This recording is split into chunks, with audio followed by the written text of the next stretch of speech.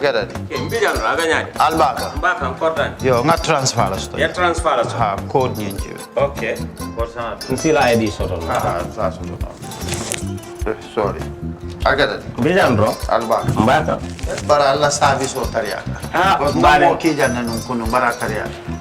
Jannom yona forest de bureau. Gambia tonkon na no mbari ya bere. Birim koyna fo kato. Bari si kodo kino kato ni fo bolong blabe to. 56 branches mola sota Gambia jang. Ha?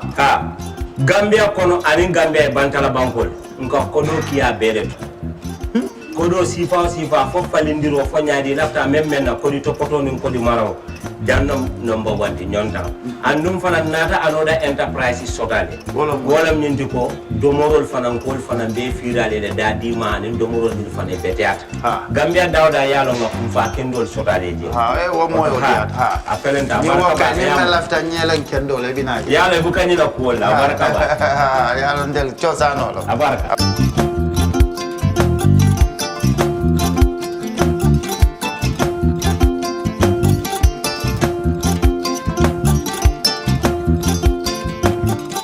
Gamcell data, now even better. Enjoy 20% extra data on all Gamcell data bundles. Buy 20 megabytes and get extra 4 megabytes. Buy 50 megabytes and get extra 10 megabytes. Buy 100 megabytes and get extra 20 megabytes. Any amount of Gamcell data bundle you buy, you will receive 20% extra data for free. Dial *302 data amount hash or go to your Yaiborom menu and choose your data bundle now. Gamcell data, it's fast, lasts longer and very reliable. Gamcell Yaiborom.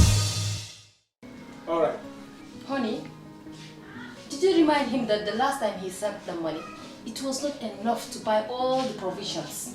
Oh, sorry, I forgot to tell him. Are you guys talking about money transfer to buy provisions? Yes. But Don't you know about Baluwo? Baluwo? Baluwo? What is Baluwo?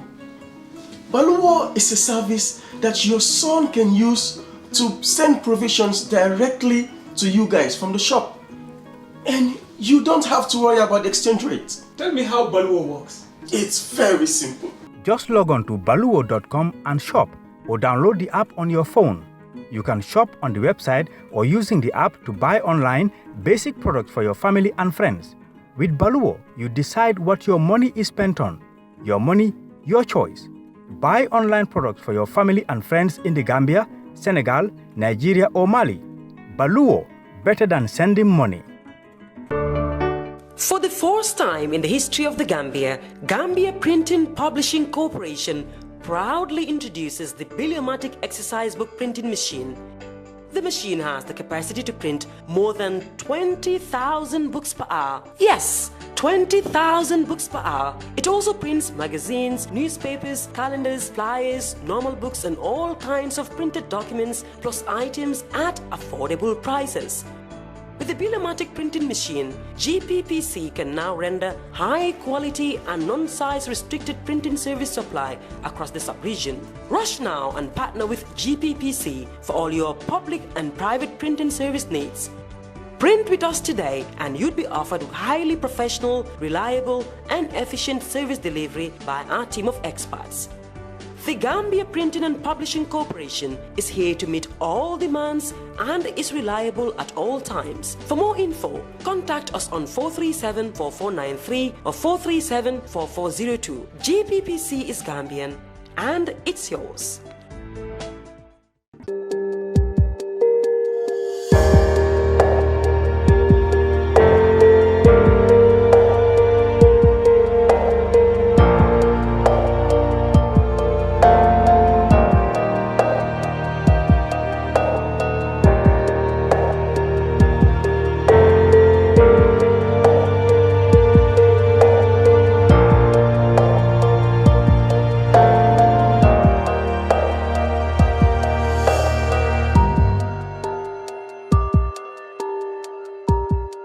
Hello and welcome to the Brunch on Kerr Fatou. I'm Lamin Cham. This is our weekly look at current affairs of events in the past 7 days.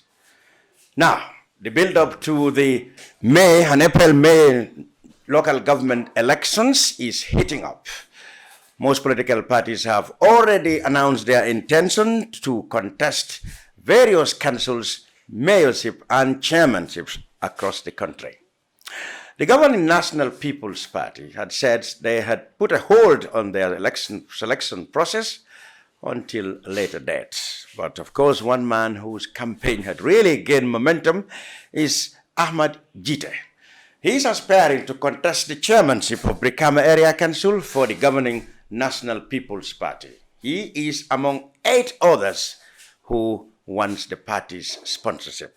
So, we dedicate this program to Mr. Gitteh's ambition and the selection process, what he knows so far of the event, and why is he aspiring to become chairman of the Brikama Area Council. Welcome, Mr. Gitteh. Thank you very much, big brother, Lamin Cham. I'm sure this is one of the many meetings we've had. I'm very, very happy and grateful to be back here once again on the brunch. Good. You come at a momentous time in the local government election process. Already, the main opposition United Democratic Party has announced their candidates for councillors and chairmanship. The National People's Party have announced that they have got councillor candidates, but they are yet to finalize the chairmanship and mayors. You are aspiring to be the chairman for Brikama Area Council for the NPP. Let me ask from there, what is the selection process? We remember there was a list of 9 people, including yourself. How far have they gone? Thank you once again for that question. Actually, the list was 8. The 9th one that they put on the list withdrew way before the names were published. Okay. I'm sure there was so there was a lack of communication. Yeah. Alaji Jane of Sancha Basilejo. The one that they said is gone, has withdrew long before the list was published. So you are now 8. We have 8 candidates, yes. And as you are aware, a date was set for the primaries. Because, on the 19th. Yes. There were negotiations for candidates to withdraw for each other, but no success was So until we speak now, yes, none of you among these 8 actually wants to withdraw his ambition. Yes, I mean, since I came, I have not officially met any of the candidates yet. I would like to. I am working on some. But is it the party who is organizing a meeting between the two, or it has to take the initiative of the candidates themselves to see each other? I think that's what the party wants. Well, the party actually invited all the candidates to a particular place for negotiations, and that failed. Oh, okay. But I want to personally reach out to candidates to let them understand that this is the situation. I know everyone has right to participate, but our chances of giving the seat to NPP are bigger than each other. Absolutely. And definitely we all are aware of that. And personally, I am going to meet few of them first to leave the position for me, and we see where we go after that. But if that is not possible, I am ready and I'm prepared to take on them, and I believe I'm going to be the winner. Do you still believe, from what you have gathered, there is even a possibility of a consensus candidate? There has to be primaries. Many people believe that these are characters who are very unlikely to come to a compromise. There is most likely going to be primaries, whether it's going to be between 3 or 2 candidates, but there is. But you cannot see a consensus among these two for a single candidate. It's impossible. You know, the fact of the matter is... doesn't that have to do with the fact that each of you are pushing ambition, not looking at the interest of the party? I would like to believe there are people that came who are not even members of this party. They probably came because they want to be given a kind of consolatory. Do you believe among the 8 there are people there who you want? They are not. I know they are not members of my party. So how can they then become? I can say that there are 3 people out of these 8 that I know that have never participated in NPP. I don't want you to name names. I will not name names, yes. but I know I know the names. and I know that they never are supporters of the NPP. So they naturally, according to you, going by natural justice, those are disqualified. There are probably 4 actually that remain in the race. No, there are actually, I think 4 or so whose participation in NPP have never witnessed. I am from West Coast, and of course you are a witness to my participation. Absolutely. I have interacted with almost every individual that matter. So you mean a good number of these 8 people, including yourself, have not been known to be active members of them? I mean, a good number of them, no, they are not.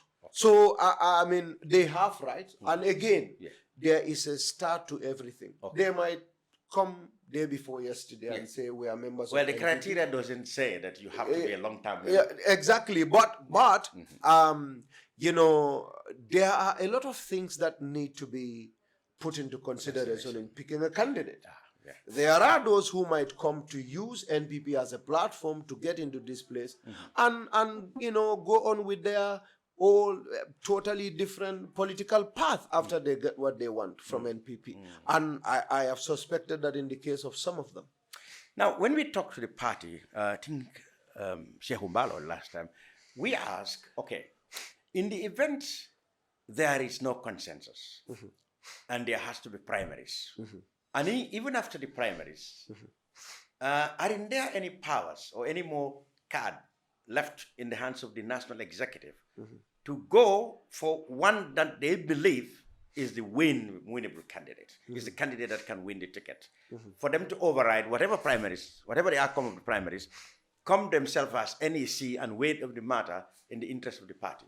Is there any window for that opportunity? I mean, you know, like for me, as a Democrat who believes in democratic process, I am not scared for us to go to the primaries because I know that those that are going to select the candidates understand that apart from them that are going to pick candidates, you have 100 times their number that will decide who takes the seat at Brikama Council. And they must understand the choice of those people, and go by that, because that is what wise and smart politicians do. So if I understand you, yes, okay, it's like it's in every democracy. Yes. Okay, at this stage, the people whose responsibility is to pick a candidate. Yes. All right. They might be biased in favor of a candidate who might not necessarily be the most popular one to the electorate. You have that all the time, and you know, we've learned a lot from the parliamentary elections. What should guide them is the overall popularity of the candidate within the electorate, and Yes. not necessarily the small committee who might. Yes, and you see, most of the time that's what happens. I mean, if it were left to, so as we all know, in a country, NPP, UDP, APRC, these people need to know that for partisan politics, you have less than 50% of Gambians that are partisan. Almost 60% of Gambians that participate in elections don't belong to a party. They look at an individual. They don't care if you're UDP, NPP. They look at Barrow, Dabo, Kande. That is what they look at. And when it comes to this chairmanship, mayoral, that is what they are going to look at. Your 10% out of the 40% will go with you. The remaining that you are going after will not care about your party. They'll care about the individual you put in place. And if you understand those dynamics in Gambian politics, you should be careful. Like we say in the presidential election, a lot of Gambians didn't support Barrow because they are NPP. A lot of Gambians rejected Dabo. That was how, and that's why we had a dramatic turn at parliamentary elections. So this we need to understand, and that is why I always say, I mean, go do your researches. I mean, in fact, left to the ordinary people, there will be nothing. President Barrow will just stand up and say, Gitteh, you are our candidate. Because I don't think there is any threat any other candidate on that list can pose against my Since you have reached, I was coming there. I'm going to draw the scenario. Yes. Between the NPP, how they handle KMs and how they handle West Coast. Yes. Now, even before the race starts for the NPP sponsorship in KM, yes, it was apparently clear it was going to be Bakari Baj. Yes. Not long ago, a video leaked where he himself was said to have been telling the people, even before any announcement has been made as to who is their candidate, that he was going to be the candidate. And nobody objected to that since that in the KM. Yes. Why can't the NPP do the same thing in West Coast?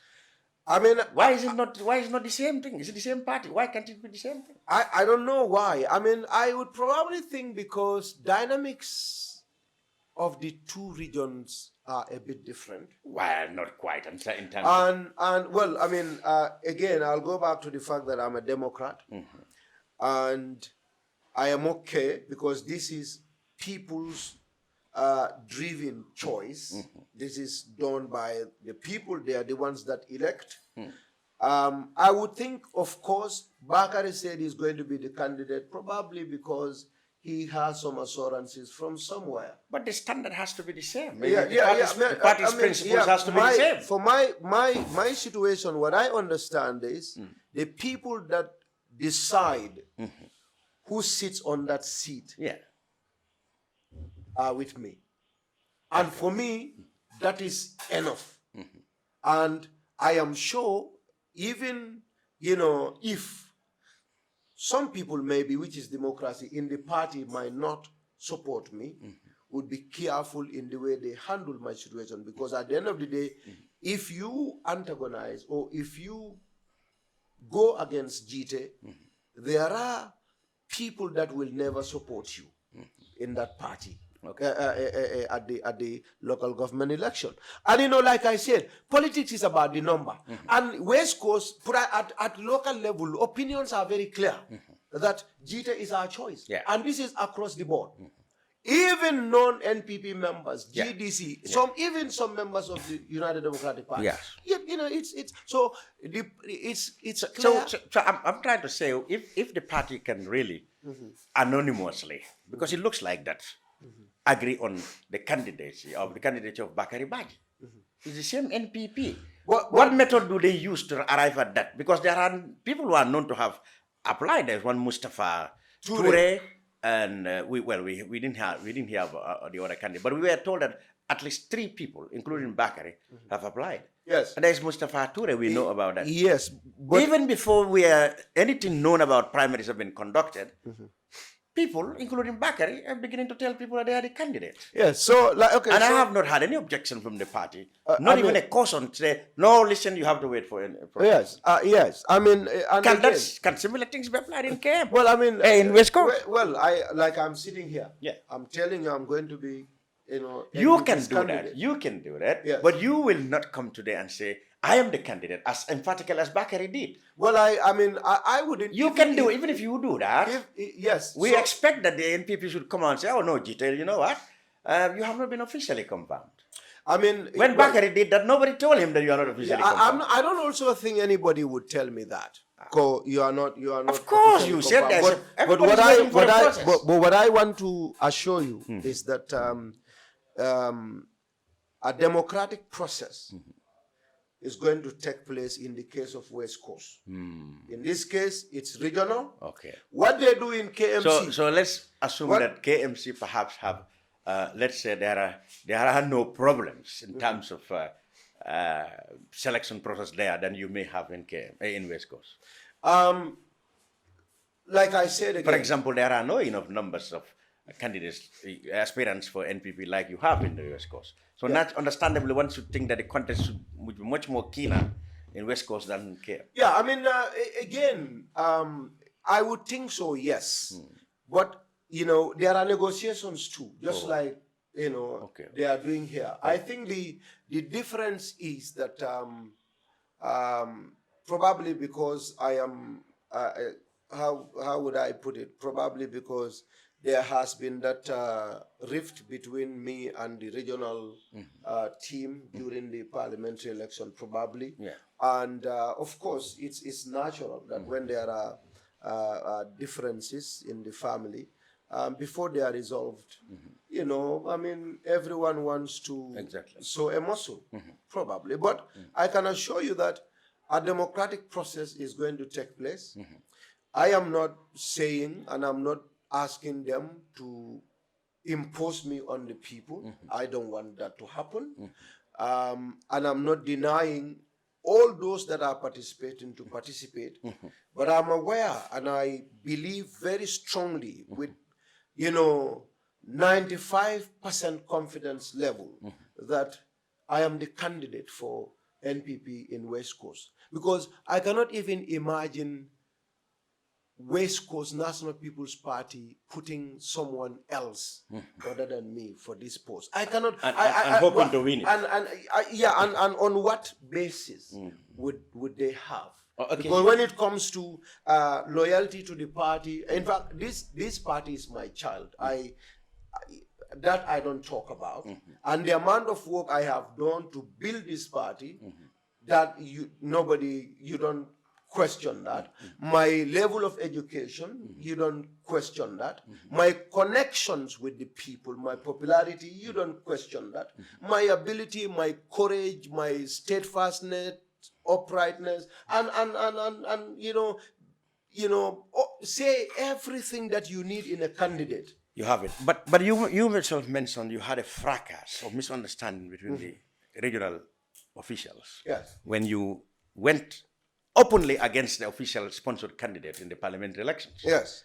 In the build-up to that, you had what people said was a misunderstanding between you and the president.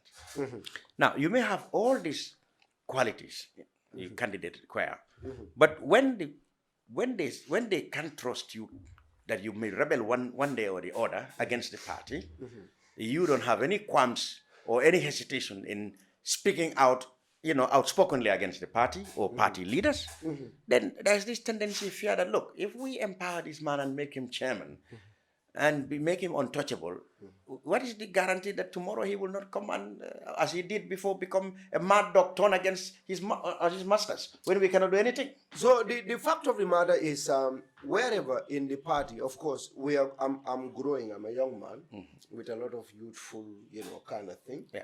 And I may be right, and probably the way I approach things sometimes are not very, statesmanly, as people would say. So we are growing into that. But if you ask me, if I were in the position of those that are asking, is that no matter what, I build this party. You might disagree with me, but you will not question my love for this party. Because if I have not done more than you to build this party, you've not done more than me. And at the end of the day, what have I achieved from this party? What benefit did I get from this party? If you count 5 people for this party, I'll be among the 5 people. Those who perform for this party. But what have I gained from it? Nothing. All I have done is work for this party. Now, if I were in the position of those people that are giving those scenarios as possibilities of rebelling against you tomorrow, compare and contrast that with, what if you don't take him and he rebelled? Having me in the council as a rebel is better than having somebody else that you will not even have. In fact, somebody that is going to be much worse, an opposition, because you don't have me and I rebel, you don't even get the seat. There's a possibility of you and I sitting down as a family and trash out matters bit by bit. Then, if you rebel, I rebel, what happened? We both lose. National Assembly election, it happened. And that taught all of us a lesson. And I keep telling people this. I am Maybe if you had thrown your weight behind the party-sponsored candidate in Brikama, which is Brikama South, that's your... Yes. Yeah, probably he would have won, perhaps. Of course, it's going to be different. But why didn't you do that? You rebelled against the official candidate. So you had your own candidate, independent. The problems, these misunderstandings happened, but they are and actually the party resolved. will not forgive you. We resolved them. How do you resolve it? Publicly? or inside, Of internally? course, it happens internally. I mean, Your rebellion was public. Yes, but you know. But you resolved it internally. We of course we resolved it. We spoke. We had. Your rebellion discussions. cost the party very dearly in West Coast. They lost everything. It's actually all except one seat. The problem was You said they would lose because they didn't listen to you. They didn't. What I believe was, you know, what was in the public interest, like what is happening right now. Because I as a politician, I really put my ears on the ground to listen to the popular opinions of the public. The pulse of the electorate. That is very important in politics. And that I've been listening to. I have been making, you know, that's what you do if you want to prosper. And I believe that was what was not accepted at the official level. And I don't want to be, even with my support, we probably would have even been worse. And I knew, I mean, that wasn't in our interest. And after all that is said and done, what I said stood. Yes. We want something. I say, if you want to do it this way. You said, no, we are going to do it. I say, if you do it this way, we will lose. You didn't listen to me and you lose. I think it's only right that if we are objective. No, but you did not only advise. When they failed to listen to you, you took another action in the opposite direction by supporting somebody who opposed them. So if you had confined yourself to just advice and sit back, you could have said, I told you, but you didn't stop there. You went to do something else against them. Well, I mean... So you could see how they could be, how they get angry with you. Well, I mean, again, that's okay. That's understandable. That's an understandable, you know, outcome. Okay. But what is important, like I said, is that all those problems are resolved. Okay. NPP is aware of my potentials, of my talents, of the contributions I can do. And I equally understand how important NPP is to me. And if we want to continue nurturing and, you know, strengthening this party, continue being a ruling party, our differences, we have to put them aside. And, you know, we've learned from our mistakes and from history. NPP should be the biggest, and I repeat, the biggest learner. Because during presidential election, we came together, we won massively. Parliamentary, we got divided, we lost terribly. That has taught us a lesson, that it's only through unity that you can make it.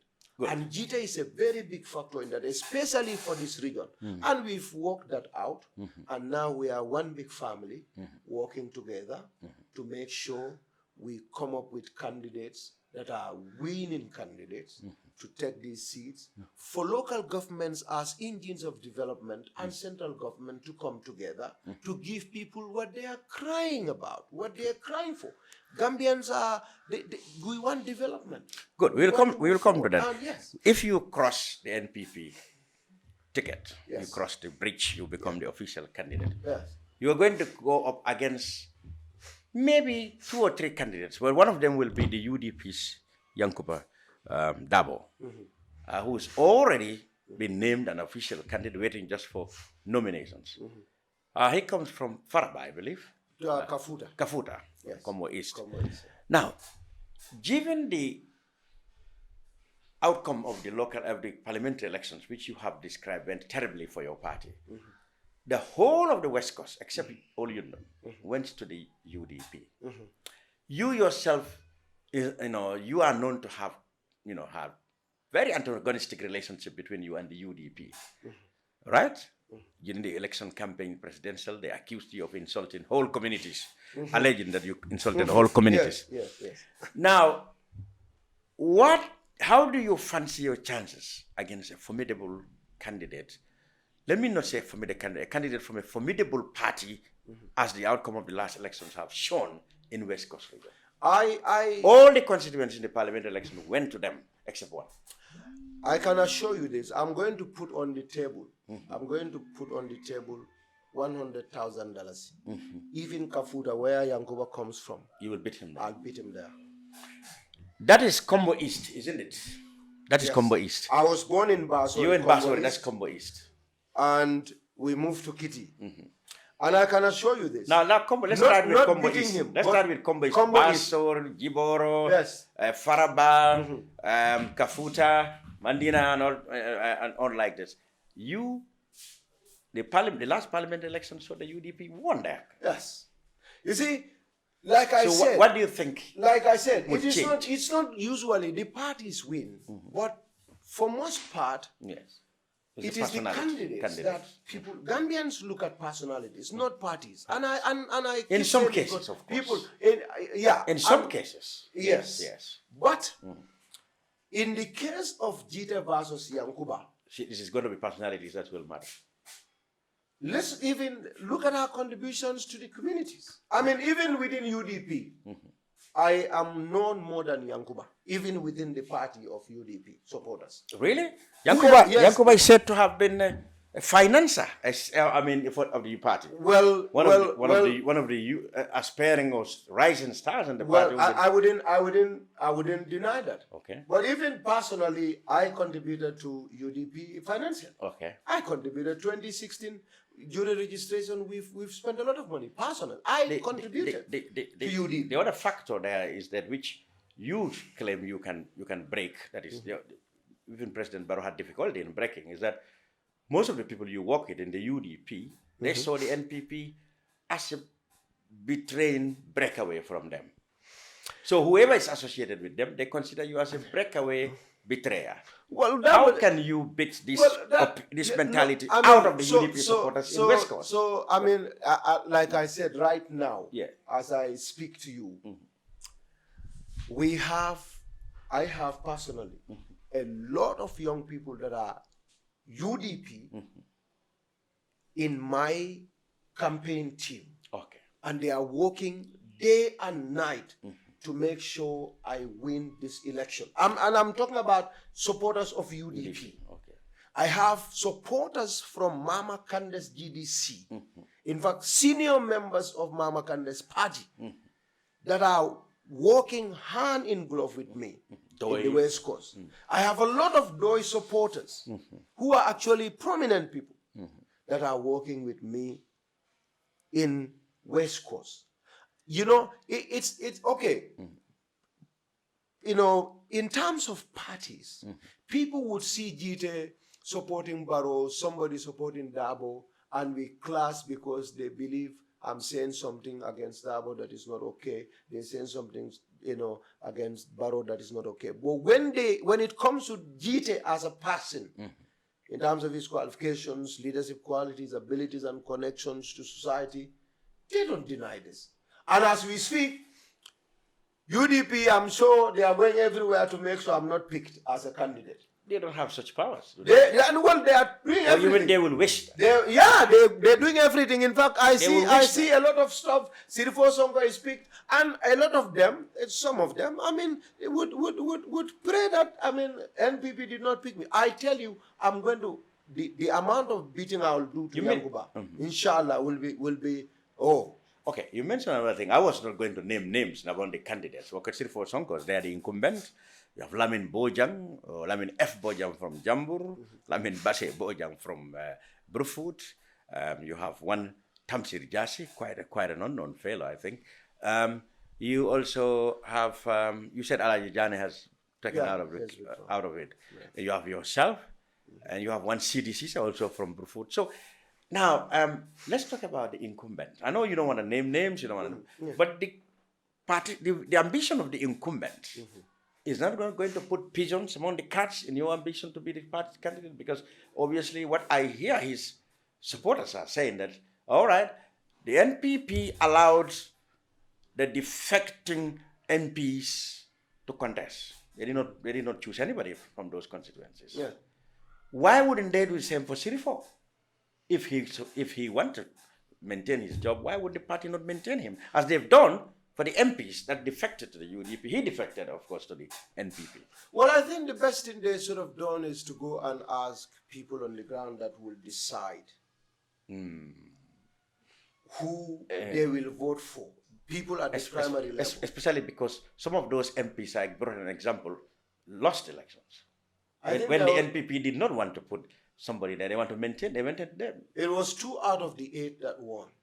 No, it was almost 5 of them lost. It was 8. Yes, it was 8 and 2. I think 2 won. 2. Only it is only 2. No, actually 3-1. All Yundum and Nyomi, Yes, Omar those- Dabo, yeah. those were the 2 Oh, that won. all the others lost. They lost. Yes. But the party wanted to maintain them because they saw that they have shown loyalty by defecting from their party. Sirifo Sonko's supporters are saying, look, if they could do that for the MPs, why didn't they do for him? Every single individual's circumstances are different. Okay. And Sirifo is a chairman. These guys were MPs. National Assembly members. Yes. In fact, Sirifo has a larger constituency. And that is what I'm saying. Yeah. He is a chairman of a larger constituency. Yeah, that's what I'm saying. And that is what makes it a lot more complicated Okay. than the National So Assembly you mean members. the National Assembly members could it would have been more easy to manage than a constituency? Yeah, than a whole because region. it's a small constituency, Yeah, and the perhaps the support concentration of the party supporters makes a lot of difference. yes, Okay. Sirifo's case is different. And again, this is democracy. A party cannot force me to leave because Sirifo is incumbent. We all have rights to seek for that position. We all have right to seek for that office as members of the party. If you deny one for one, you have a problem. And even in the case of the National Assembly members, perhaps we didn't have people that were interested and were adamant that they wanted to contest against them. Okay. Magasi in Basse was one guy who wanted to come back. He wasn't NPP, but he was an associate. Because he won there as an independent candidate. Yeah. What happened? There were people who insisted. And Sekou Bakem. And what happened? They went through primaries and Magasi had to withdraw. Perhaps if we had such people again who we believe were winning candidates and they stood against the 8, Alaji Jawara. There were others. I know, Sanem, You know, people who aspire to contest for the party's ticket Yeah. against Baba Gale.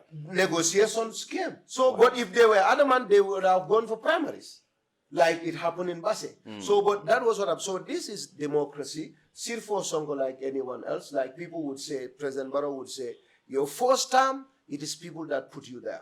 Your second term, you put yourself there. Sirifo's records are clear for everybody to see. For me, he's a member of my party, a respected uncle. He's my uncle, by the way. I respect him so much. But I believe Gambians have gone to a point that the type of development they want and the speed with which they want, Sirifo's intellectual capabilities are limited to be able to fast track the development and, you know, satisfying the needs of our people of West Coast to a point that they want. So he has done well. I have nothing against him, but we want a better person than Sirifo. Okay. And that is why I believe I am going to go there. Good. The other issue people have with your ambition is that you have made it clear that it's either you or you go find you're going to, as politicians would say, you chart your own way. That is what you left the NPP to deal with. Either him or he chart his own way out. So you didn't give him much choice. I mean, I'm going through NPP. No, let me ask this question. Supposing you have been persuaded to leave it for somebody else, would you accept? Nobody will persuade me with that. You know, people say, listen. No, if you have been asked, they persuade you, say, Gitteh, fantastic, we know you can be a very good candidate, but we want to put Mr. X. Would you back him?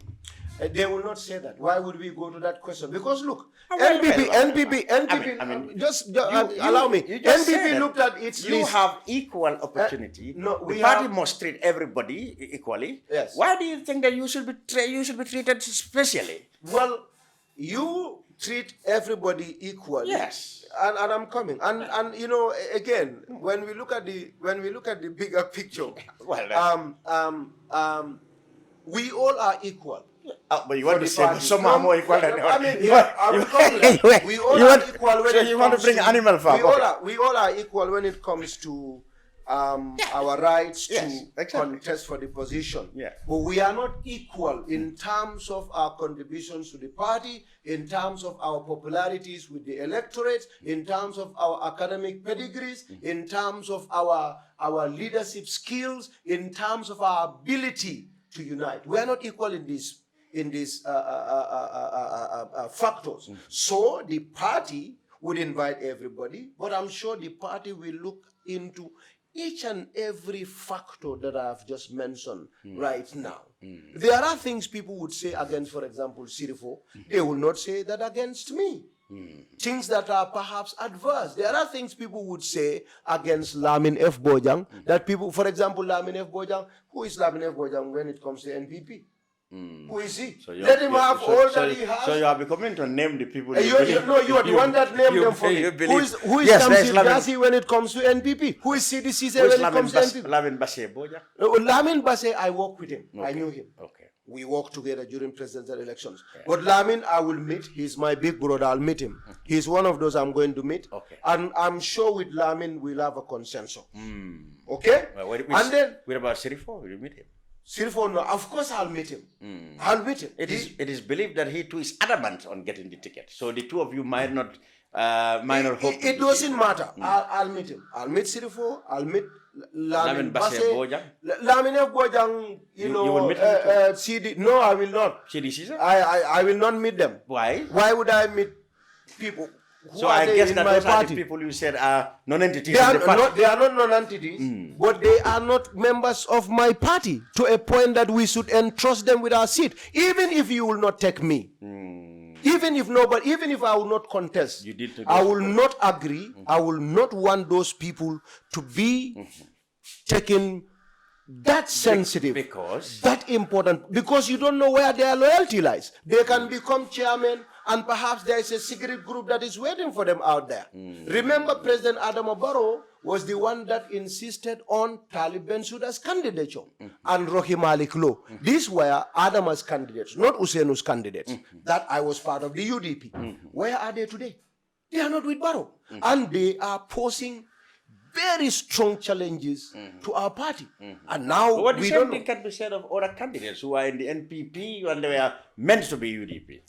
Exactly. So now, but then, these two that I mentioned, CD, Tamsir, I don't think I've ever met Tamsir Jasi. I don't know him. Mistaken him so for the former immigration director. I never met him. But, how loyal are these people? Where are they? What records do they have with my party?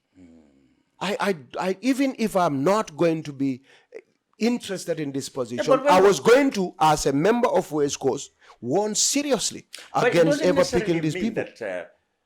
Just because you played or you were more prominent, I mean, that's charisma. You definitely had charisma in the party than all of them. But that doesn't necessarily mean that they didn't do work. After all, how old is the NPP? You cannot claim to be, that older than them as a member. How old is NPP? Just 2-3 years? Well, 2-3 years is in politics. You mean those people have never been connected with NPP? If they are, it's very limited. And I believe somebody can join the party. Yesterday. You can, yes. And that is what I'm saying. Yeah. You can join if there is nobody at all that can compete. That has already fit the bill already. Yes, you can be considered. But if there is somebody else that can, of course not. You cannot. You cannot. No. Who said these political parties? We are not building them because we want to go to heaven. We're building them because we came together to work on these parties to also have the opportunity to be in positions and serving our people. You understand? Yeah. That is what we want to do. We cannot build. I cannot clear a forest and cultivate or plant my trees and they are now bearing fruit. And I want to sit under the shade of that fruit. You want somebody else that came in right now to sit under that. When I am present, they don't do that. And these are very strong factors on the UDP. One of the things that people insisted for Adama Barrow to stay and become presidential candidate for UDP in 2016 was that loyalty and that work he did for the party. You remember Aissatou Toure was the choice of some people. And ironically, it is the Adama Barrow they feel that they have betrayed them. Well, Ironically, what you said is the macabre ironically. Talk about those. You said they insisted that Adama was good, the true and true UDP. They trusted him. That is, ironically, now they felt that he's the one who betrayed them. See, that is another day. That's the problem. That is a conversation for another day. Well, the question of whether Adama betrayed or Adama was betrayed. Yeah, I was there from the start. Yeah. But you and said, I would have.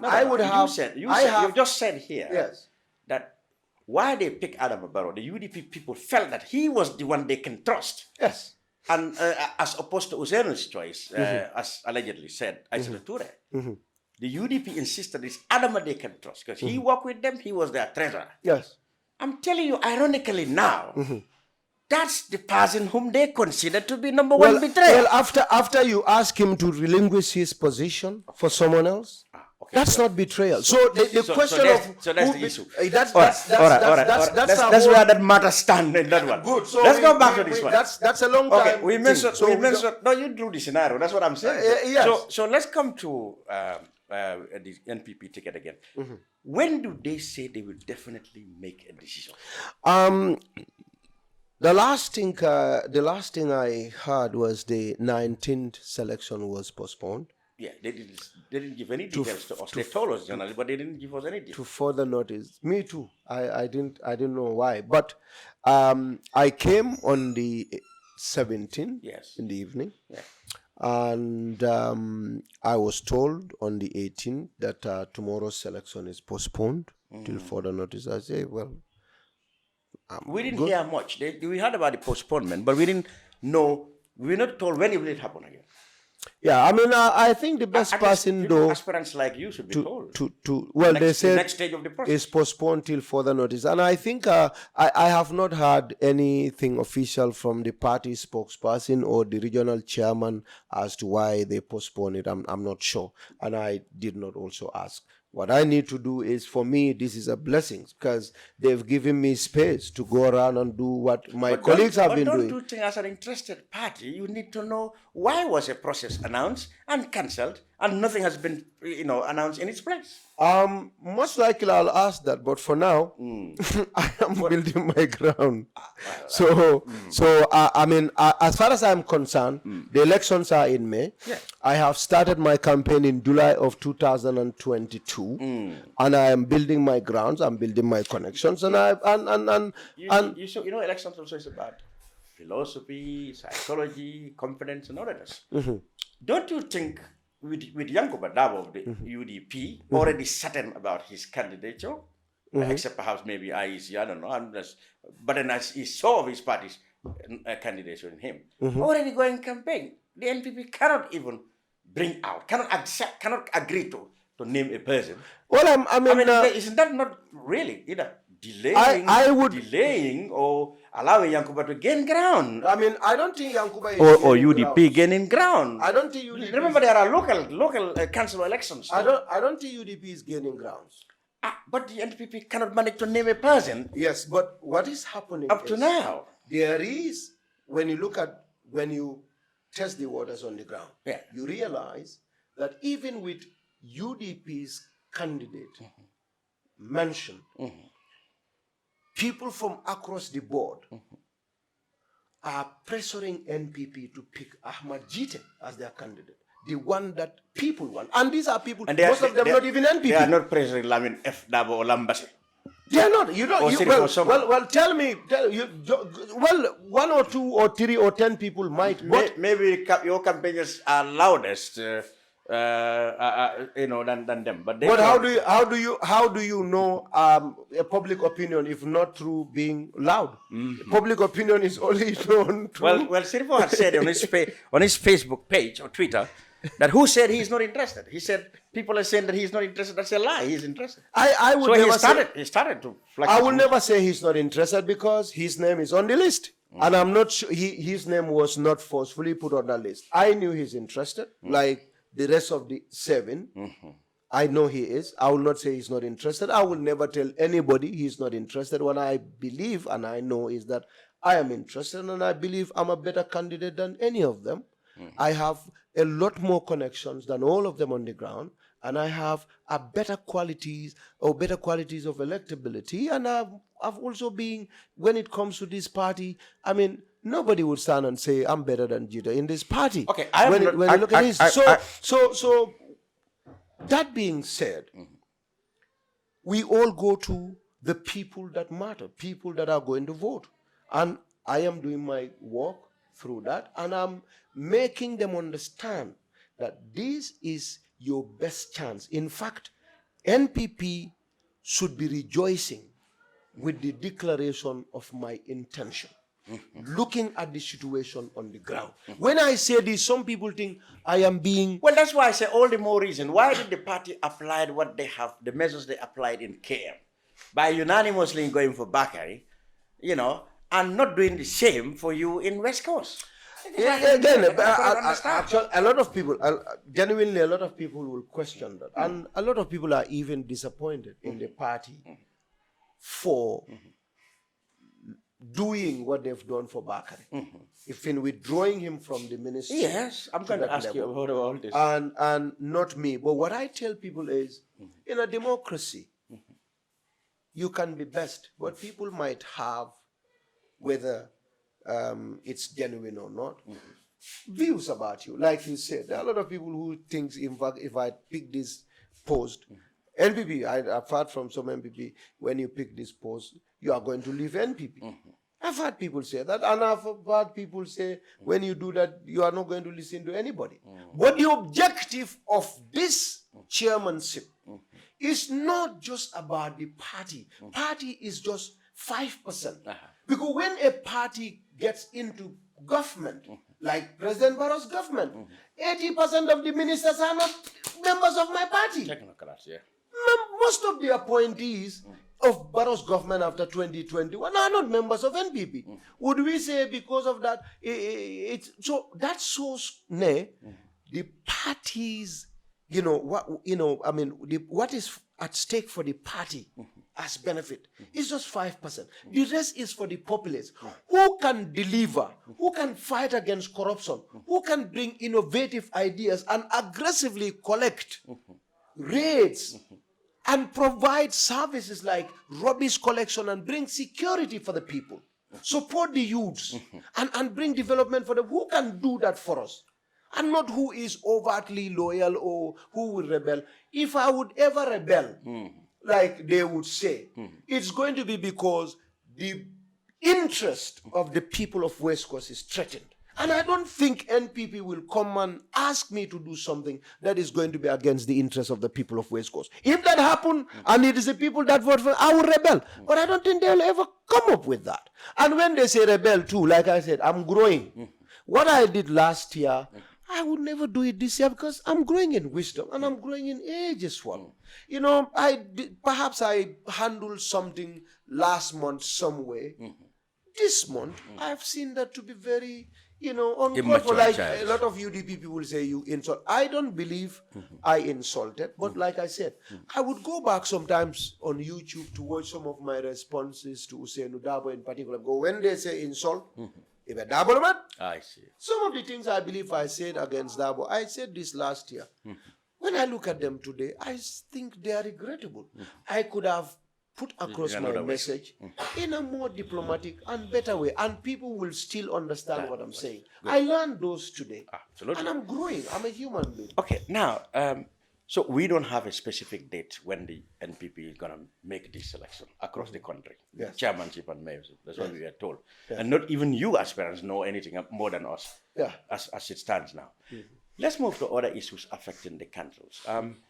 The government announced an intention to set up a commission of inquiry to the local councils. Many people, even though they commended the move, that it's definitely going to make sure that the Auditor General, the observations of the Auditor General are really implemented. But they cannot understand why the government could not stop at the implementation of the recommendations of the Auditor General, but up to the point of setting up a council, or an investigation into the councils which are almost 100% manned by the opposition politicians.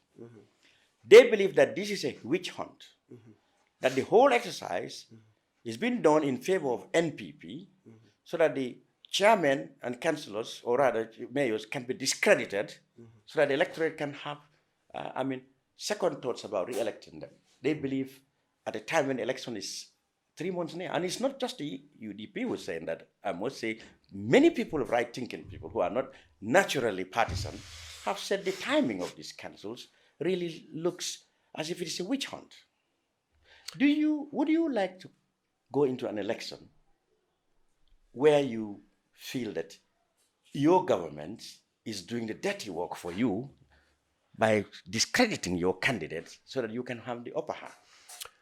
First and foremost, what I would like to, I'm sure I've not been following this very much because, this I think was announced shortly before I came, and I was very busy with official matters, in official duties in Canada, as you're aware. I'm an official of federal government of Canada. So I've been very busy with official duties back home. But the laws mandated the president to set up commissions. Exactly. Now, corruption matters are being, discussed, and people cry about corruption all the time. For me, whether he started with the local governments or any other thing, as long as it is an attempt to fight against corruption, I support it. Let's say he has started it with this one.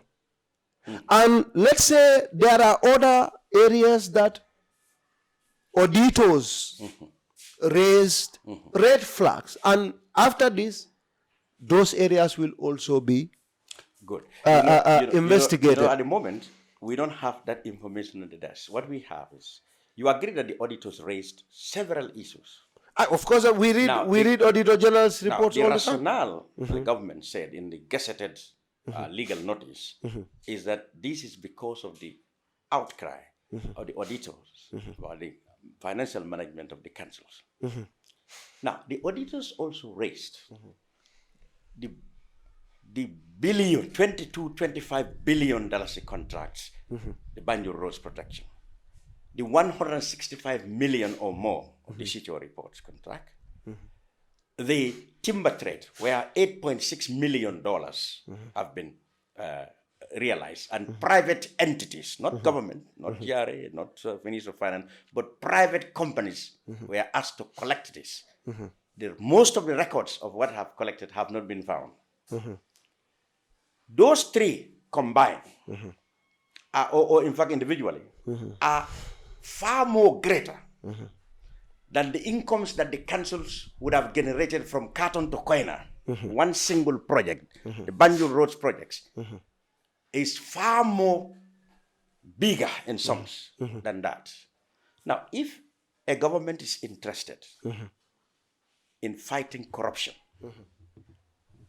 would it not be really valid to say that that is where the government should start, and not the councils run by opposition at a time when election is just at the corner? Yeah, I mean, again, what do you think of this? This is a very valid argument. It's a very valid question to ask as to why, where you have a lot more money. Yes. A lot more money. Auditors said more money in those three three projects. Yes. But really outnumbered the council's incomes combined from Carton to Koina. Generally, too, I think there are a lot of misunderstandings about audit reports and the understanding of Gambians.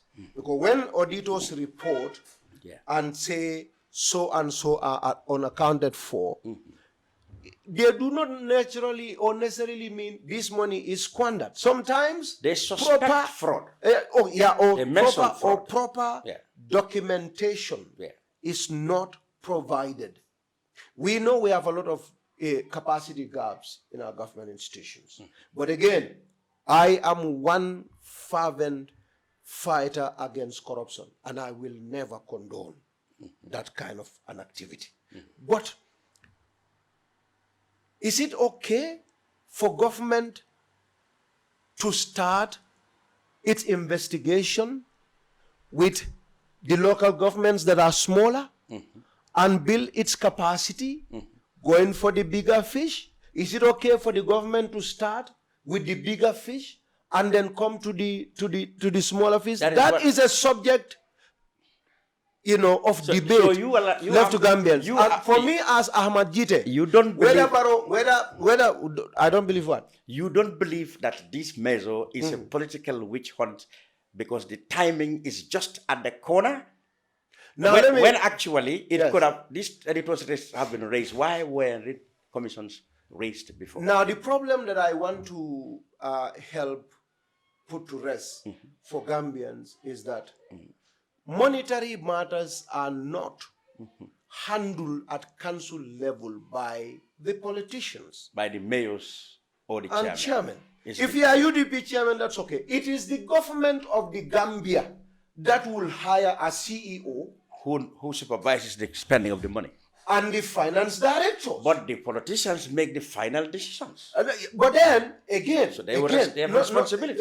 It is the Ministry of Local Government that hire the finance directors, the accountants, and the CEO, Chief Executive Officer of the councils. Why would councils worry? You have no access to any. Chairman and mayors that makes the final decision. Well, what they do, they could say, I signed the contract between me and Gitteh. Yes. I approve it. But how the money? So the CEO expend the money. But now the money, CEO spend the money. Now, if anything happens to that money, it is the responsibility of the CEO and the finance manager, the finance director, who are employees of the government. As far as I am concerned, if I were a chairman, if I were a mayor or mayoress, I wouldn't care, because the people you are going to investigate, those that are operational officers, those that handle money directly and deal with it, are people that you employ. So come deal with it. I don't care. But now, one thing. But at the end of it, you cannot discount the fact that as head of the council, the boss stops at the mayors and chairmen to ensure that the monies that have been collected are judiciously spent.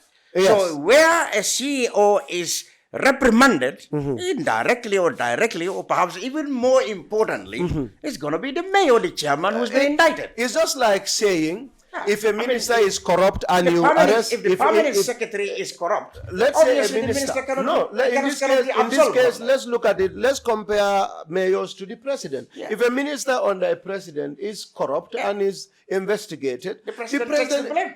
Well, absolutely takes the blame. The minister has to go. If not, the president takes the blame. Good. Don't doubt it.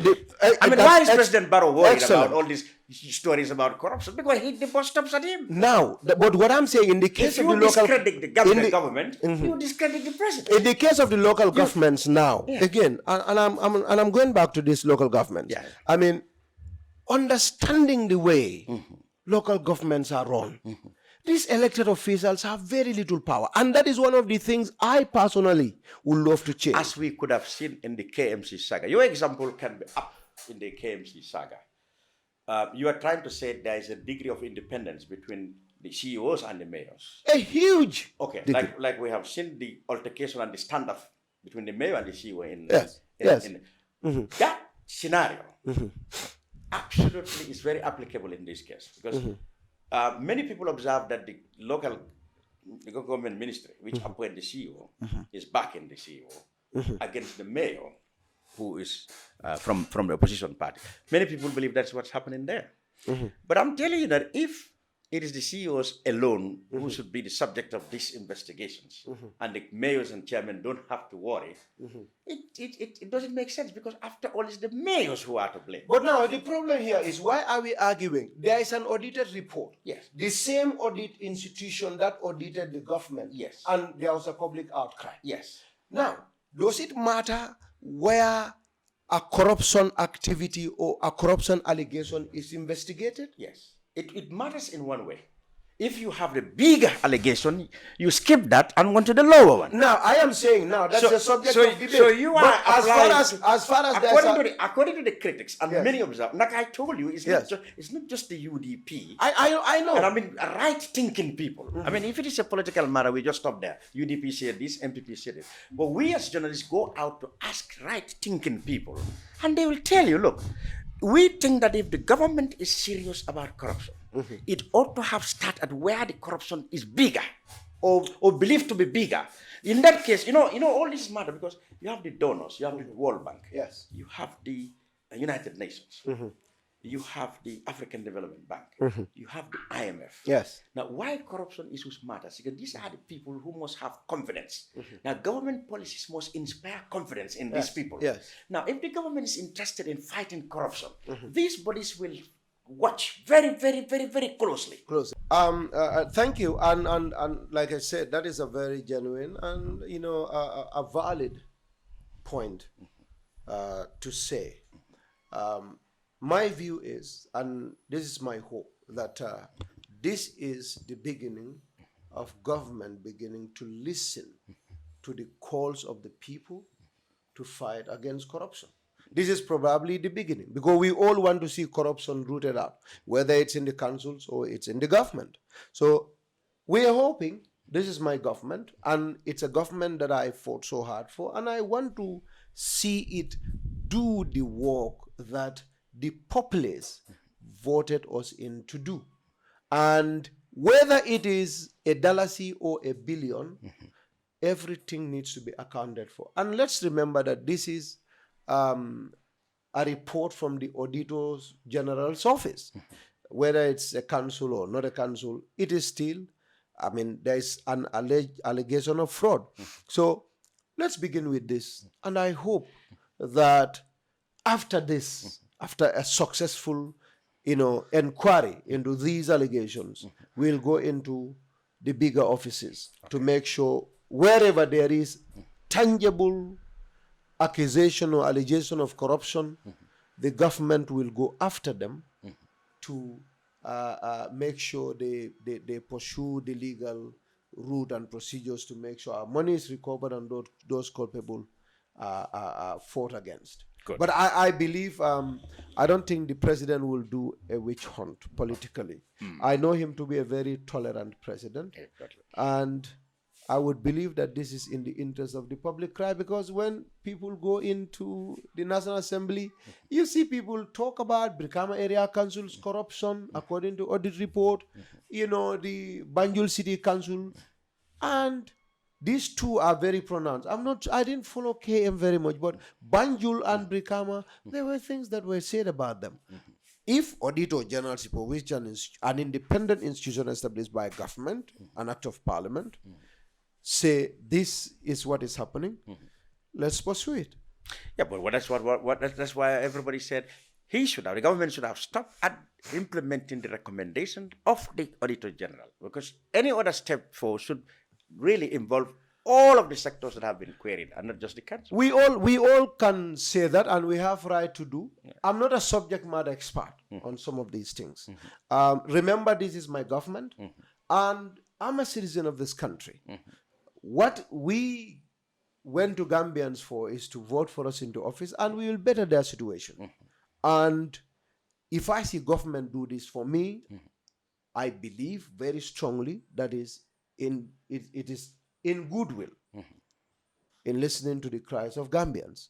And if there is anything that is corruption related, as the Auditor General's report revealed, I would suggest, and I would, tell my president, my party leader, my government's CEO to go after whoever is corrupt, because I know my president is not corrupt. And he wouldn't like anyone in his government to be a corrupt person. So I believe we're going to go after all those that are, quote unquote, alleged to be involved in corruption or corrupt practices. Good. Let's go back to West Coast and to the local government elections finally. There are 19 wards in your place, West Coast. Councillor wards I'm talking about. We've been told that the National People's Party will contest 18. what is 32, was it? And the Yeah. and the NPP, the APRC will contest 12. Now, of the 18, your party said 7 are women candidates. I mention women because the political parties have been accused of marginalizing women representation at their level. The NPP said they have about 7, what significantly compared to other areas.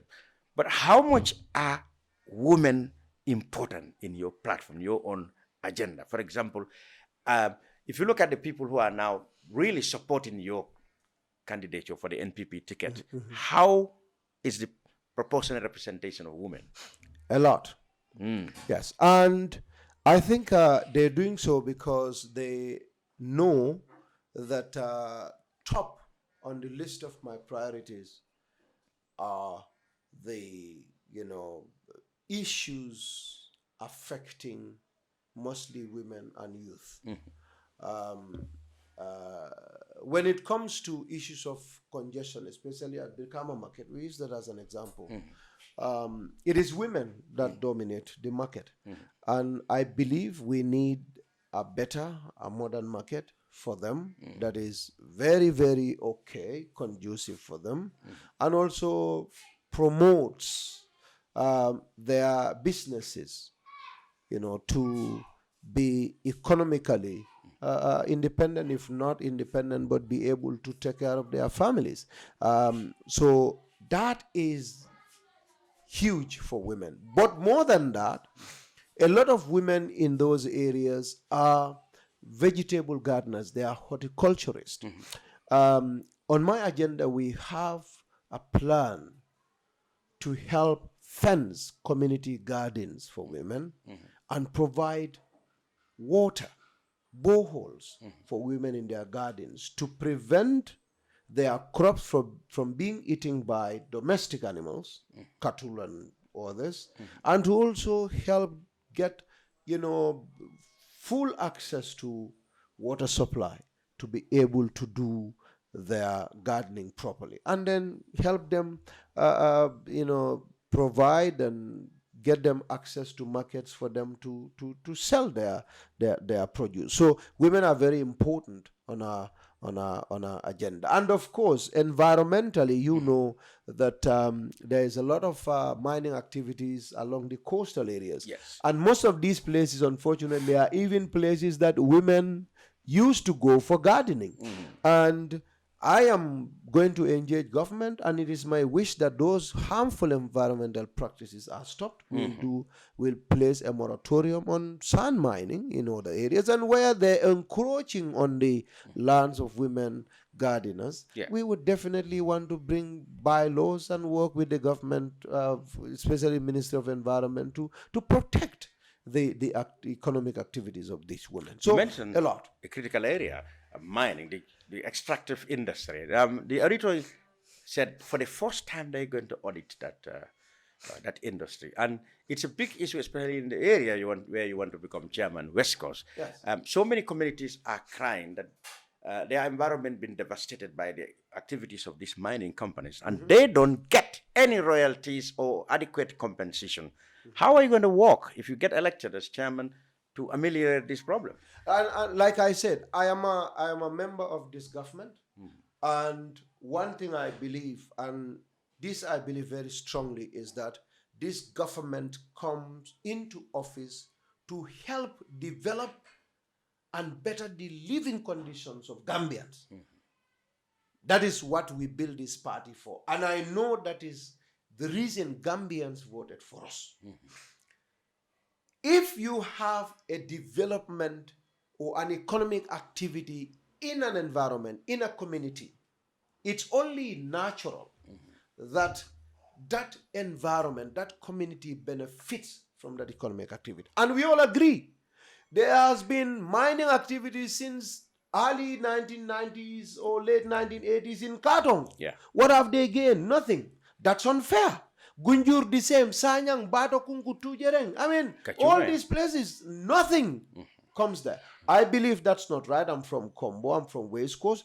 That is unacceptable. They have to have development. But now it's not only the development, the royalty that is being threatened. It is the environment. These are places just by the sea. And there's global warming. Exactly. You dig these places, you are putting the city, making the place vulnerable, getting below the sea level.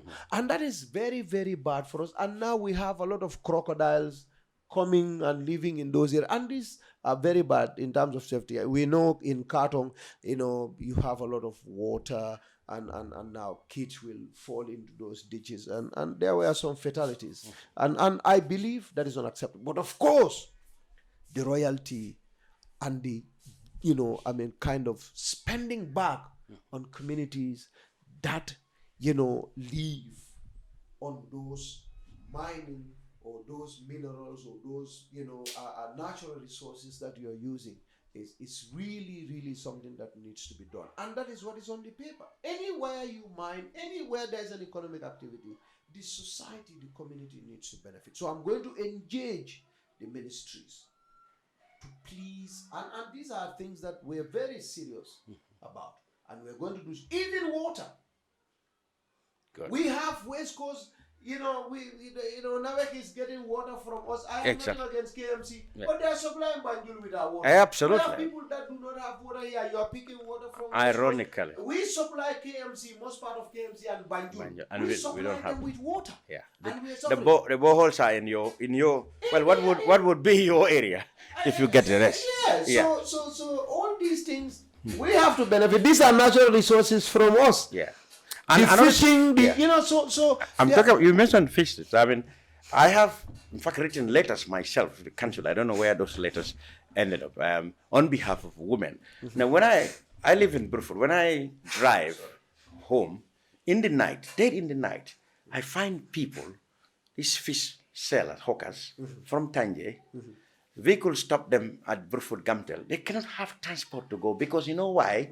The private drivers of private cars will pass them. They will say, oh, much as I want to help you, I don't want fish in my car. So I would put fish and put it in my car. And that very night, I would be forced to wash my car. Because otherwise, the next morning, I put my reporters there. They would say, Mr. Cham, why do you mess up your vehicle? They wouldn't understand that I helped women who couldn't have transport because 100 people pass them. They don't want to put fish in there. Now, would you... I wrote letters on their behalf to the council. Yes. I don't know where those letters. I said, look, can the council provide vehicles, even if it is on revolving loan, special vehicles for these fish hawkers, so that they can really have vehicles anytime they want to move to anywhere? This is a big concern. Transportation is actually one of the things on our agenda, public transport. But like you said, we develop as we move forward. Yeah. One thing I believe in is that those that are in fishing activities, first and foremost, a lot of fish get spoiled because preservation is a problem. It's a problem. Electricity and all of that, cold stores. Yeah. We have that in our policies, and we will again talk to the ministry that is in charge, that is assigned to that, and of course, development partners. Through the ministry to help build, cold stores for these women. And like you said, provide transportation for them, because when you help these people, you are helping economic activity, and then you can collect as much taxes as possible.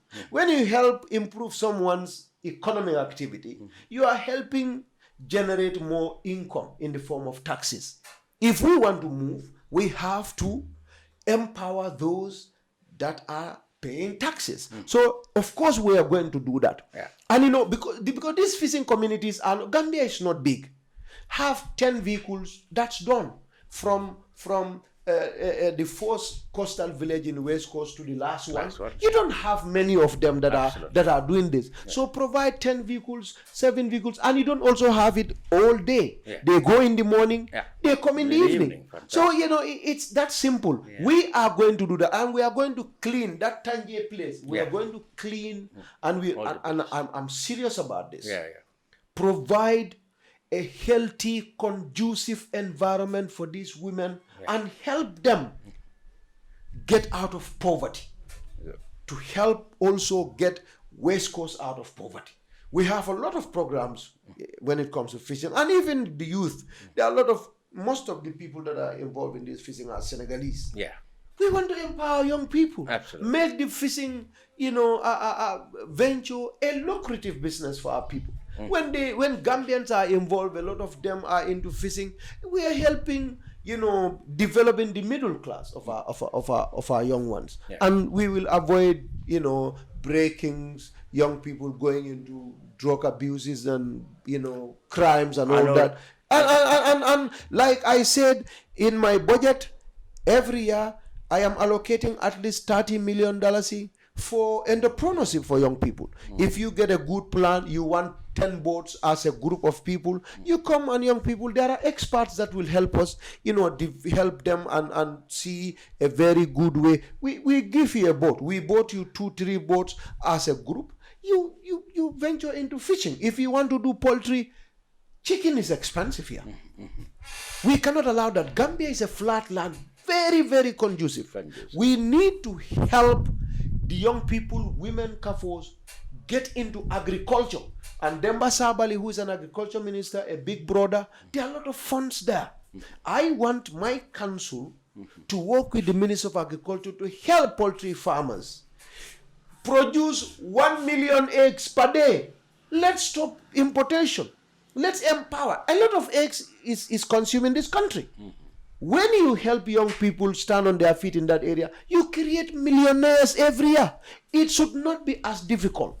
We just have to get it right. And I believe I am going to get it right because I have experts that I am working with. And we are going to take this very, very, very seriously. Help young people get into poultry farming. If they want to get into technology, young people in fishing, other farming activities, we will help. If you cross the NPP ticket, another issue will be you are currently located in Canada. Yes. People ask this personal question. You will have to relocate. You have to stay more of the time in the Gambia. They say they don't want to have a chairman who will be every month be on the plane because his child wants him to be in Montreal, and then the next morning he wants to be here. They said it will be a distraction. Are you now willing to personally sacrifice? Well, with or without this council, I'm actually preparing for my kids to come because they need to go and memorize Quran, as you know. I'm bringing them here. They'll come back here to know the culture. I want them to speak my language. I want them to know what I've been through. They need to know where home is. And they need to also memorize Quran. I want them to learn Islam, memorize Quran, be with the culture. And then at some point they are Canadians. Whenever they want to go, they can go back. So rest assured that even if, God forbid, I am not into this office, my kids are coming back to Gambia here. But so that is never a problem. If you are into the office, you have to stay here permanently. Of course, I'm going to stay here permanently. Come back. So my kids are going to be here anyway. So it's not getting on the plane, going from check my kids every day. They are going to be here with me to learn and to deal, to go through the normal things, learn about our culture, know the family and the country they originated from. So that is top on my agenda. So finally, Mr. Gitteh, what would you take that NPP or UDP or non-partisan supporter in Katong and in Kerr about the local government elections? What I want every Gambian to know is I'm a young man with considerable amount of opportunity. I left this country on scholarship. I went to Canada, I studied. I finished my university. I picked up a job, very good jobs. Right now, as I speak, I work with federal government of Canada. And at a considerable, middle level staff. And, for most people, coming here into this fighting and all that is some people say I'm sick. Yeah. Because they know how much I'm getting. But the fact of the matter is that I'm a young man and nobody is going to develop this country for us. And secondly, it is the Gambian people's taxes that was used to educate me. I owe it to the people of this country to come back and serve. And that's why I'm giving myself the opportunity. I have the exposure, I have the education, and I have the connections. And my objective is to make Gambia at least as better an environment for young people and for everybody like Canada that everybody wants to go to. So I have come to avail myself, and I have come to, present myself to my people that give me this job. I will help organize your region for you. First and foremost, every rich Gambian. Yeah. 3 in every 4 Gambian that are rich live in West Coast, and they have their properties here. All the high-end property, 80-90% of high-end properties in this country are in West Coast. So you've done your homework on that demography already. Oh yes. And so your securities, in terms of breakings, we have a discussion with the police. I am going to train securities at local level to help protect the properties of our people in West Coast. I have worked. You're not putting up vigilantes and militias. No. And I'm doing this, and this is going to be very interesting, because when the time comes, I'm sure you'll give me many more opportunities of course to get into my policies and all of that. But that's one thing. Youth empowerment is another. You have a lot of people that come to me for scholarship. I have a charity. I sponsor people at university. I sponsor people in high school. But the number that comes to me at personal level, I cannot take care of that. West Coast has a potential to raise $1 billion or more dollars. You can allocate a lot of that to educating the masses, preparing them for better, service delivery in the future. We need to give education to our people. We as an area council can be responsible for primary health care. We cannot be tertiary, but we have a mandate to build schools from grade 1 to grade 12. We can do that as a council. We can build health centers, not hospitals. What is wrong with us allocating money to Brikama Area Council, Brikama Health Center, Buyam, we build a health center, or Kitty, where we can buy 10 dialysis machines to help people with kidney failure. Instead of everybody going to India, RVTH, and the machines have problem. We can do that. We can build our markets.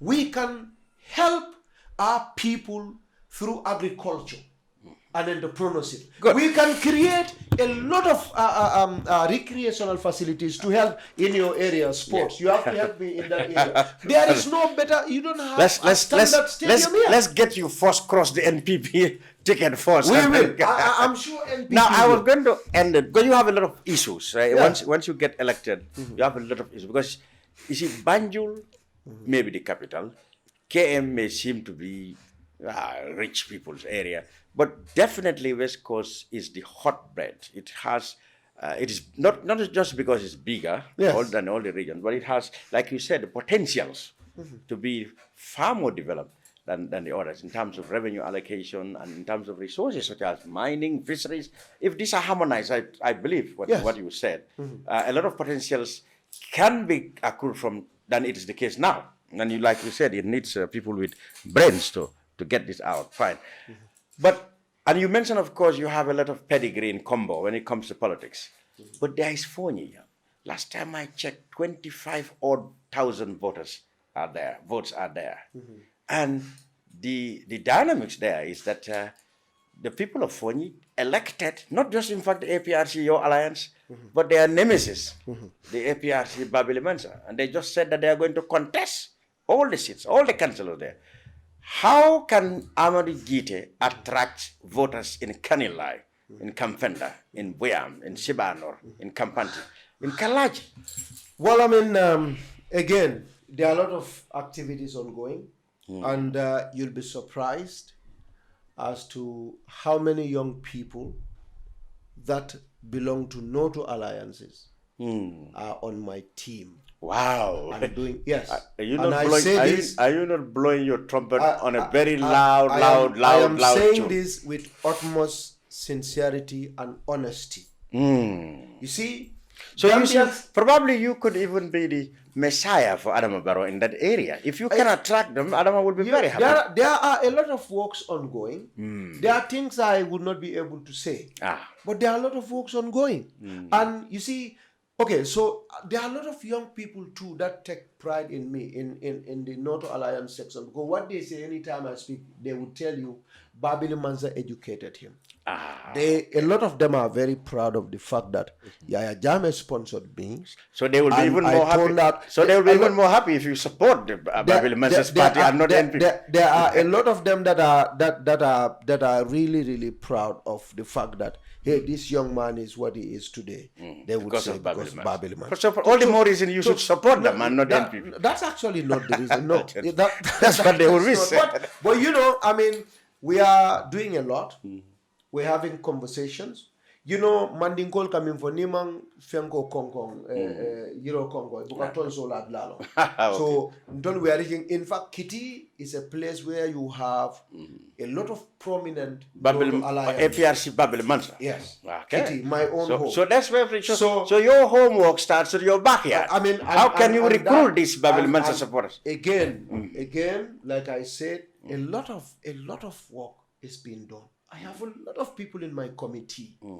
They have reached out to places and they crack and they succeed. You are free to speak Mandinka anywhere. Where I personally, you know, I'm surprised to have positive outcomes from those areas. Well, for NPP in Koleko, you have not golden, you have diamond opportunity. In you, in me, as your candidate, because I'm a uniting figure. But say ni man neta. Ala ita ko wata kala no. Ita ka men fo. E man sila je men su keno. I cannot. Sila men ni man neta. Ita item de kon. Yende tao, e man de tao, ndebe lola. Sa ni o fo ila pati moli. Sa yemen fen jama to bulu sa. Ani wolte kala. Nde futala wolto. Yalo ite ndol be nga kalam dala ko komi yalo nyame. Watol le soto do min yalon ko. Sonkol be kerin da wolte. You aduni sonko baltema militarily. What you all that is so of force. Yeah. You know, so general call like a yellow jet fighters on the 52 Findina to warn the opponent. But you know, as a deterrent, yes. Yeah, at the end of the day, you go through diplomatic channels and become friends. Yeah. So there was a family issue, and sometimes you open call each other. Yeah. But those problems are resolved. Like I said, I was with the president, my big brother. I was there. We've been together for 1 hour. 1 hour discussion with the head of state. Yes. That's a lot. That's a lot. So, you know, with big brothers. Ini ada masih songkal al jiuminne ale penke bari ebo jero doina ngo nyinde wona ta janda abe sonda mo turman la anybody that would go to President Adama Barrow, I think Barrow knows me more than all those people. Ntangola believe because na do ku jamal kadum nga kullo jamal lel fanal ke nga ku jamal le tambitan tema mol se dia of course people will try an opportunity ni rift bije because of their personal interest. But I know Barrow is seeing the collective interest of the party. What can I do for the party? What potential do I have for even Gambia that Barrow loves so much? And I think looking at that bigger picture, President Barrow understands that I am better off united with him, working with him, than moving away. He has all powers to reject me. But what would that benefit him? How much would that cost him? So so ndolonga brotherly discussion and alhamdulillah everything is in place. We're working together. So more tata ila fengolom barindanga millo wolom nyintiko NPP have a diamond opportunity in me, the public opinion or jibe across the board. Adu molla tanala mantima ni momin kontima hani jam fa bi ninni programme eata fennu fo jammini alon ko hani minu kan support it agree la but that's fine womu adama dialde 25% of even sometimes 40% of your best people are not things you like about them. But if you have 50 60 70%, that is humanity. So believe tako molbo fengelale mbe tentula bake mbe jaila for this opportunity. No problem. Alhamdulillah. Thank you so much, sir. Thank you very much. Well, that's the brunch with Ahmed Gitteh, aspirants for the NPP ticket for West Coast chairmans, and hopefully, of course, eventually candidate for the NPP in the May 20th chairman election in the West Coast region. So watch out for Team Ahmed Gitteh on the campaign trail, hopefully. That will be about it in the brunch. I'm Lavin Cham. We'll be back next week.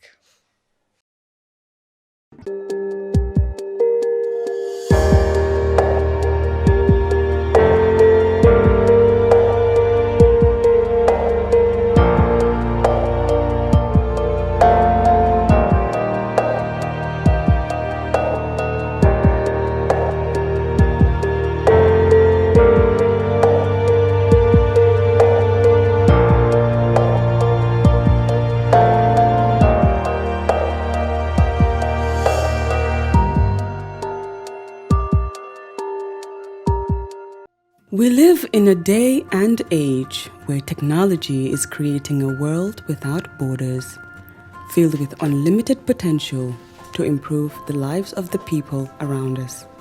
Innovarex Global Health ushers in a new way of leveling the playing field with increased access to quality healthcare services delivered at your doorstep. Our qualified professionals are equipped with state-of-the-art point-of-care testing technology to conduct tests such as kidney function, liver function, electrolyte tests, body composition, hemoglobin, A1C, and many more services with the highest efficiency in delivering results. The addition to our flagship Wellness on Wheels, more fondly known as WOW Delivery Service, brings the entire clinical experience full circle. IGH has remained committed to creating the future of healthcare delivery. Gone are the days of sending loved ones outside the country for basic medical services. Innovarex Global Health offers a new peace of mind and takes pride in delivering the quality of care we all deserve. Islamic microfinance is becoming an increasingly popular mechanism for poverty alleviation, especially for developing countries around the world. This microfinance service adheres to the principles of Islam as a form of social responsibility. Yona Islamic Microfinance is the Islamic microfinance of choice in the Gambia, trustworthy and reliable. At Yona Islamic Microfinance, we provide savings products, current accounts, financing products in conformity with Islam.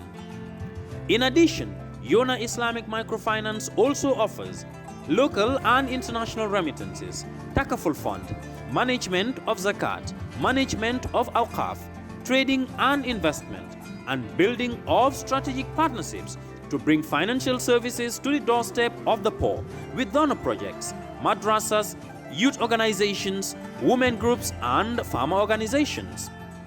Make a choice with Yona Islamic Microfinance today. For more information on Yona Islamic Microfinance, call 377-2151 or 9832-151 or visit Yona head office at Tipa Garage, Bakote, or visit any Yona branch located countrywide near you.